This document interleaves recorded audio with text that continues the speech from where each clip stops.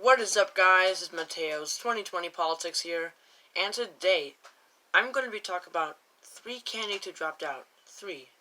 So, number 1 was Tom Steyer on February 29th.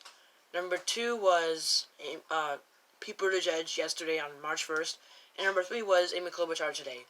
So, it's pretty crazy when it happens that so many candidates drop out within such a small amount of time. It happened back in early December, when on December 1st, Joe Sestak dropped out. Then the next day it was Steve Bullock, and the next day it was the only relevant candidate of the 3, Kamala Harris. And it's happening once again. And basically this video is going to be talking about all 3 of their campaigns. And it might be pretty long. In fact, I predict it's going to be very long because it's, 3 candidates, not just 2, 3. I've never actually done this before. So first we're going to talk about Tom Steyer, just because he's the first candidate who dropped out. So, Tom Steyer dropped out as the results of the South Carolina presidential primary were rolling in because he got 3rd place. And you might be wondering, wait, Mateo, why would he drop out if he got 3rd place? I mean, it's out of 8 candidates, that's actually not bad. It's on the good side of things. And a good thing for you, because I have an answer to that. That's because Tom Steyer outspent every single candidate in the state of South Carolina. He was really investing in that state. He was putting lots of money there, participating in many events, because he saw, oh, I'm pulling in 2nd place, because at one point he was pulling 2nd place, and then later it was 3rd. Maybe I should spend a lot of money there, because I actually have a winning chance there. So he spent lots of money. He even got on the debate stage for that state, and just came in 3rd place. And of course, he had higher expectations, so he dropped out of the presidential race while the results were rolling in. And that does happen sometimes. You do have some cases where candidates mainly focus on one state that isn't Iowa, one of the early February states. Typically, it's New Hampshire, and they will basically wait. They'll basically, if they do badly in Iowa, it doesn't really matter because they're putting their attention on New Hampshire anyway. But if they don't do well in New Hampshire, then they drop out. So of course, Iowa is seen as the most important state, but then some candidates do focus on other states because they have certain appeals there. So Tom Steyer clearly was mainly focusing on South Carolina because he got, I think, 7th place in Iowa, 6th place in New Hampshire, and 5th in Nevada. So now in South Carolina he gets 3rd, which is a pretty decent finish, but he outspent many other candidates since he is a billionaire after all. People seem to forget that after Michael Bloomberg jumped into the race. And as a result, he drops out. And I think the reason why he wanted to get, why he wanted to do it on South Carolina was because he wanted to get some momentum for Super Tuesday. And typically, you get momentum for a state. You get momentum from getting 1st or 2nd place in the state. 1st or 2nd place. Especially if you are a small candidate and you get 1st and 2nd, because people are going to be like, oh, you're a big candidate, maybe I should support you. If you're the front runner and you get 2nd, if anything, you lose momentum because they expect you to get 1st place since you're in 1st place nationally.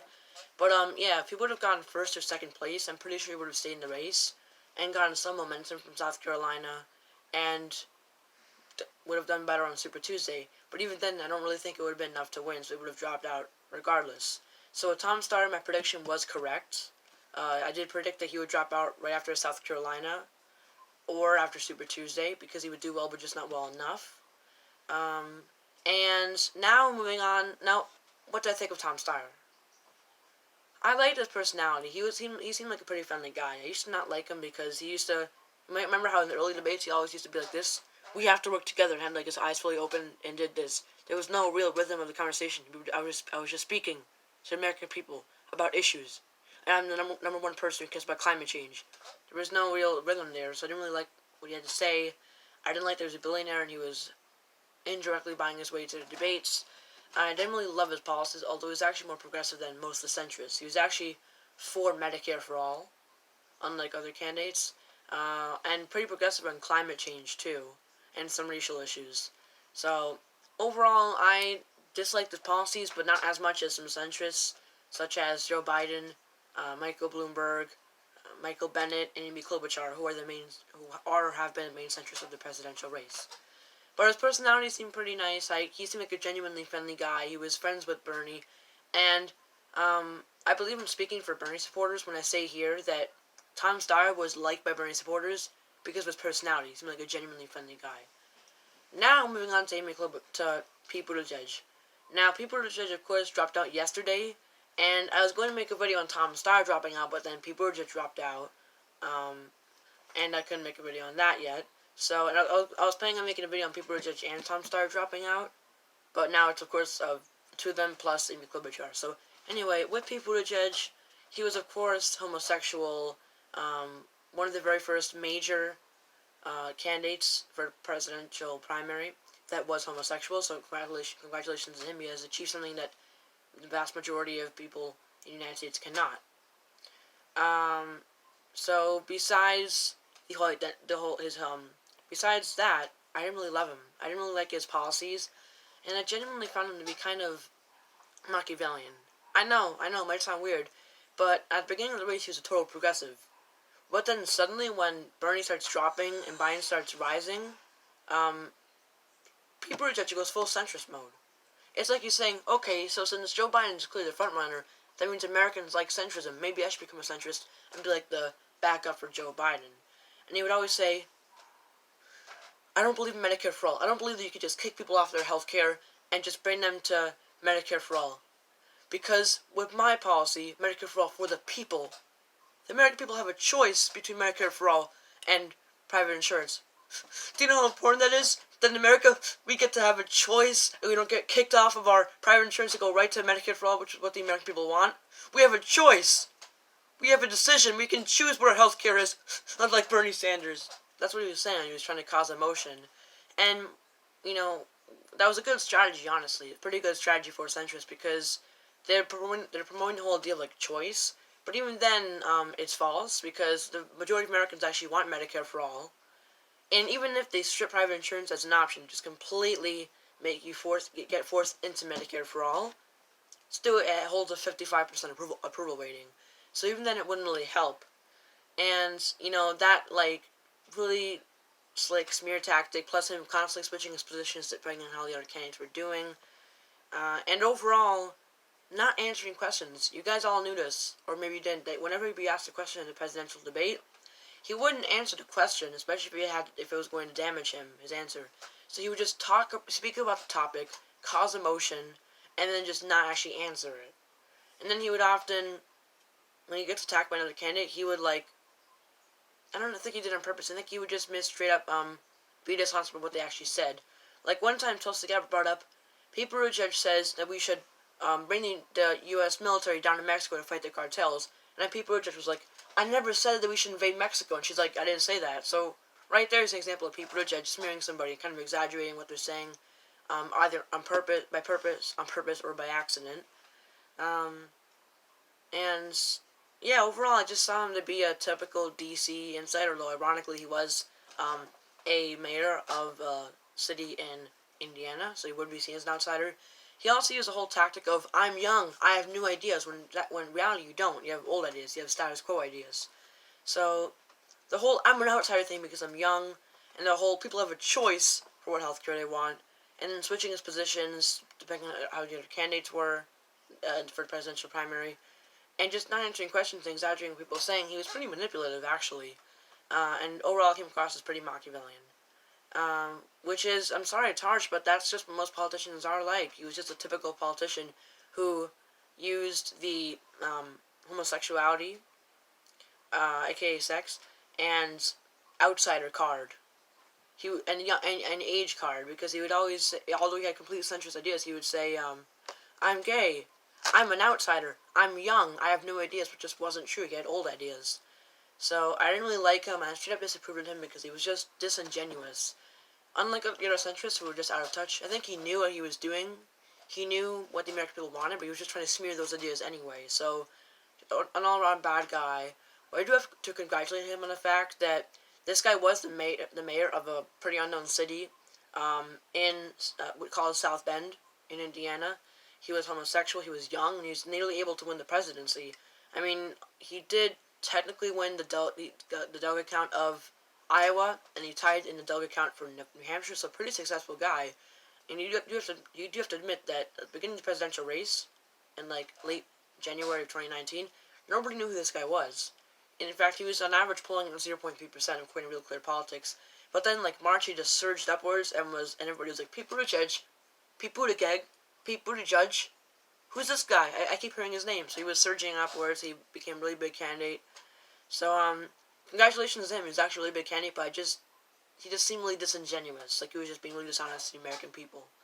And if you're willing to just straight up lie and manipulate the American people, then you're just straight up an immoral person. That isn't a good thing.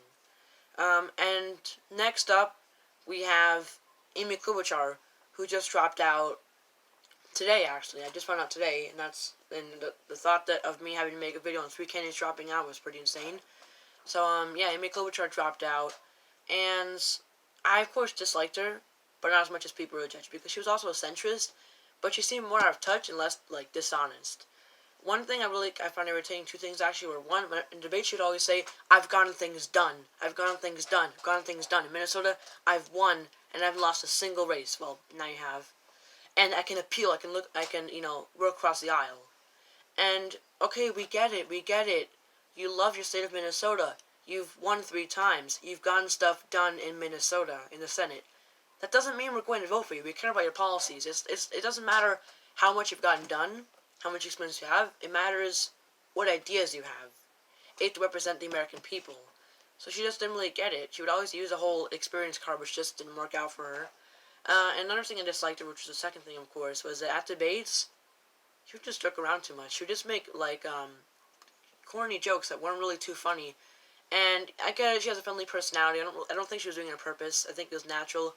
But you have to stay serious, because people will start remembering, your jokes, which weren't that funny, they're more silly, and more than your actual policies. And it didn't really work out for her. So, a centrist, I think even more so than Pete Buttigieg, just, that's not the same, just a bit more centrist.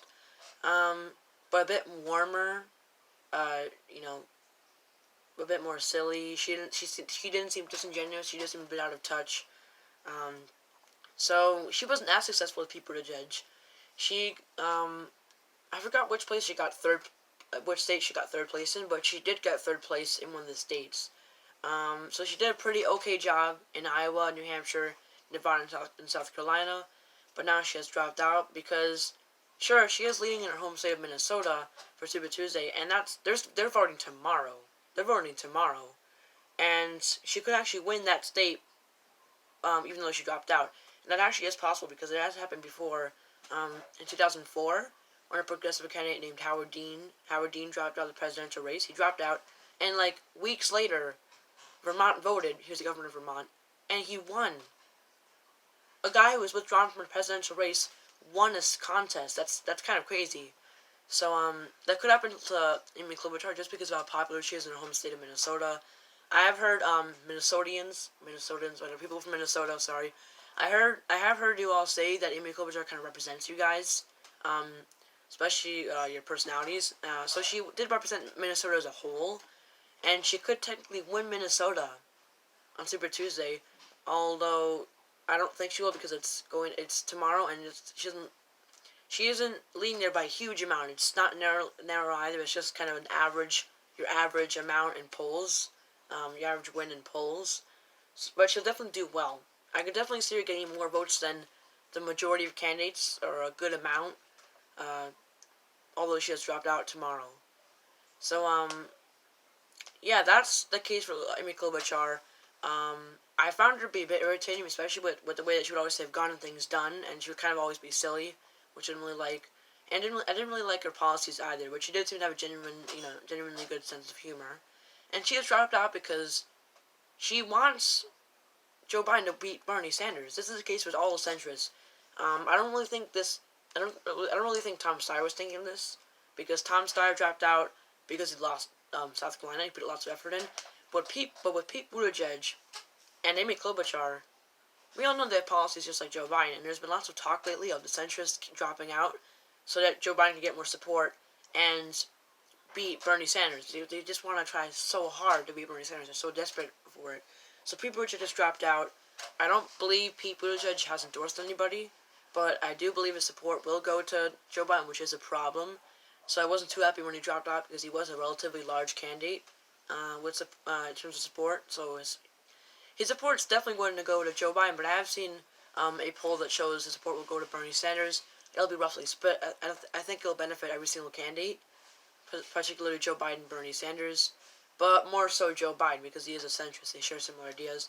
And the same case with Tom Steyer, although his support is pretty minor. I don't really think it'll shake up the race. And Amy Klobuchar, who has more support than Tom Steyer, but much less than Pete Buttigieg. So her support will probably go to Joe Biden, and she did just endorse him today after dropping out. So, yeah, guys, Joe Biden will benefit from this. Bernie will not. He'll probably just benefit from this, not benefit just a bit. And I am relying on Elizabeth Warren dropping out to give more support to Bernie Sanders. I'm pretty sure Elizabeth Warren is thinking about dropping out to give Bernie Sanders the support that he needs because she's splitting the vote with him. And so, as of now, it's Bernie Sanders, Joe Biden, Michael Bloomberg,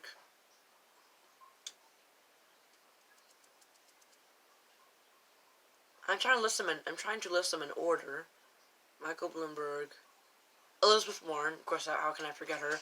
And Tulsi Gabbard. When is Tulsi Gabbard going to drop out? She has to drop out. She's becoming a Wayne Messam. I'm telling you, if she stays in this race for like past Super Tuesday or something, or just stays in for a longer time, I'm going to start making videos of her being delusional, just like Wayne Messam and the other candidates who just stayed in for way too long. So the gap is opening up between her and the other candidates. Like Elizabeth Warren is at like 14% in polls. Tulsi Gabbard is at like 2%, so she has to drop out soon. I'm surprised she didn't do it. I believe she should have done it before the primaries, if not after New Hampshire, because she did better in New Hampshire than Iowa, since it is a more progressive state. So yeah guys, that's when she should have dropped out. She didn't. She's still in the race and she's staying for Super Tuesday. It'll be a bit embarrassing for her.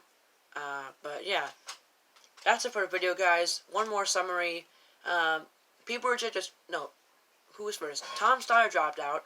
I like his personality, and I somewhat dislike his policies. He dropped out because he got third place in South Carolina out of the 8 candidates, and heavily invested in that state. Then Pete Buttigieg dropped out. He's my least favorite of them all because I didn't like his policies, and he just came across to be very Machiavellian, overall being manipulative and dishonest to the American people. But he was able to achieve something very large, which I mentioned earlier. And then we have Amy Klobuchar dropped out. I found her to be a bit irritating just because she would always make jokes and that weren't too funny and would always talk about her experience, which clearly shows that she's a bit out of touch. So, yeah, guys, thank you for watching this video, guys. See you all later, and bye.